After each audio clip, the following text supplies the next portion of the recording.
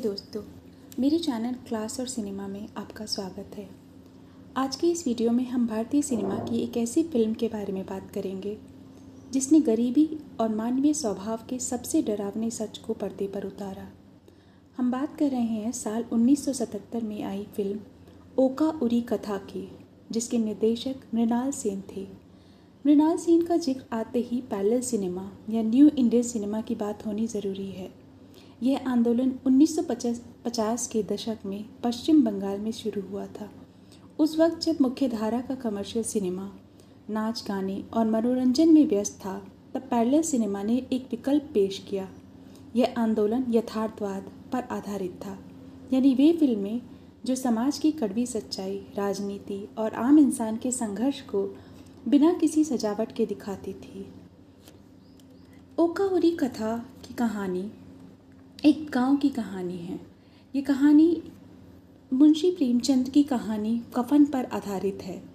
जहां प्रेमचंद की कहानी उत्तर प्रदेश के ग्रामीण परिवेश पर आधारित थी, वहीं मृणाल सेन ने इस फिल्म को तेलंगाना के गांवों की पृष्ठभूमि में ढाल दिया। हालांकि यह एक हिंदी कहानी थी, लेकिन सेन ने इसे तेलुगु भाषा में बनाया ताकि वे दक्षिण भारत के उस खास सामंती ढांचे और वहाँ के मजदूरों के शोषण को बारीकी से दिखा सके। फिल्म के मुख्य पात्र बाप वेंकटैया और उसके बेटा केस्टिया, ये दोनों समाज के सबसे निचले तबके से आते हैं।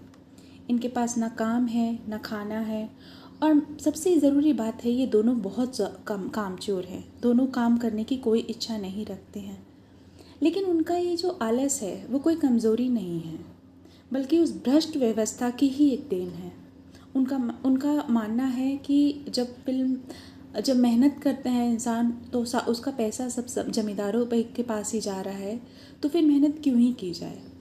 पर कहानी में एक मोड़ आता है जब घर की बहू नीलम्मा प्रेगनेंसी के दौरान मर जाती है। उसे दफनाने के लिए कफन की ज़रूरत है। गांव वाले दया दिखा कर के पैसे तो दे देते हैं, लेकिन गरीबी इस कदर है कि वो दोनों उस पैसों को कफन खरीदने के बजाय जाकर भरपेट खाना खा लेते हैं। इस फिल्म के ज़रिए ये दिखाया गया है कि एक शोषणकारी जो समाज है, वो इंसान के अंदर की संवेदनाओं को ख़त्म कर देता है। कफन में प्रेमचंद ने लिखा है, कैसा बुरा रिवाज है ये, जिसे जीते जी तन ढकने का चिथड़ा ना मिला हो, उसे मरने पर नया कफन चाहिए।